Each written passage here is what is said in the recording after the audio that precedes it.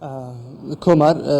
ئەم ئێستا کۆبوونەوەی نێوان بڕباردەگشتی تەندروستی هەولێر لەگەڵ پزیشکانی ڕۆژاوای کوردستان لەسەر کۆمەڵێک بابەتی تەندروستی هەم دکتۆر دلۆڤان محەممەد بەڕێوەبەری گشتی تەندروستی هەولێر قسە دەکات و دکتۆر فوازیش وەکو سەرپەرشتیاری پزیشکانی ڕۆژاوای کوردستان قسەم ئەو دەکەن لەسەر ناوەڕۆکی کۆبوونەکە. دکتۆر سوپاس بۆم دەرفەتە بفەرموویتە ئێرە دکتۆر دلۆڤان بفەرموویتە ئێرە زۆر سوپاس بۆم دەرفەتە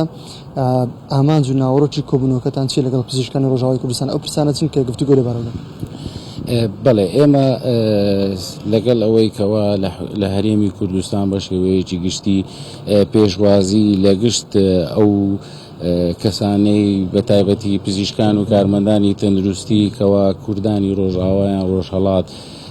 کە لە ناو هەرێمی کوردستان و لە شاری هەولێری خۆشەویستن خزمەت بە هاوڵاتیانی خۆشەویست دەکەن و بە هاوڵاتیانی خۆیان هەروەک چۆن وەک لە پێشتریش لە حکوومەتی هەرێمی کوردستان و هاوکار بوونە هەماهەنگ بوونە بۆ خزمەتکردن و ئاسانکاری پێشکەشکردن بۆ پزیشکان و کارمەندانی تەندروستی کەوا کوردانی ڕۆژئاوان ئێمە ئەو دەرفەتە ڕێخسترا بۆ ئەوەی ئێمە پاڵپشتی خۆمان دووبارە بکەینەوە بۆ ئەو پزیشک و کارمەندانەی کەوا لە شاری هەولێری خۆشەویست کار دەکەن و هەروەها هەماهەنگی زیاتر هەبێتن و یەکتر ناسین زیاتر هەبێ بۆ ئەوەی چ پێداویستیان هەبێتن بۆیان دابین بکرێتن و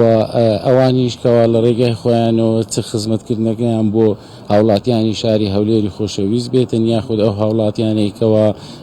لە سووریاوە هاتوون ئەو خزمەتە پێشکەش دەکەن بۆ زیاتر بۆ ئەوەیە کە یەکتر ناسینەکە زیاتر بێتن و هەماهەنگی زیاتر بێتن و پاڵپشتی یەکتر بین لەوە هەردوولایەن.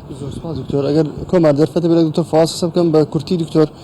بە کورتی بۆم باس بکەیت تا چەند ئێوە لەگەڵ بەڕێوەبەرگشتی تەندروستی هەولێر لەسەر فراهەمکردن و ئامادەکردنی ڤاکسین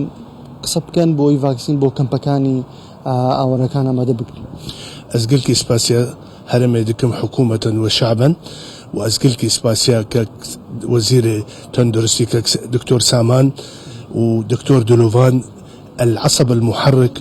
دي وزارة دي صحة أربيلة دي قال لك آلي كاري كر قال لك خدمت كر حتى كدلوفان بدستي أخوة توجيهات دان شو كامبا حتى جبوا لقاحات فاكسين وما فاكسين الحمد لله ملتي ما بري ملتي خو كر تجبر كرديك أبنهجة برزاني أفككو زۆر سپاس بۆ ئێوە. ئێستا کوبوونەوەکە کۆمار دەست پێ دەکات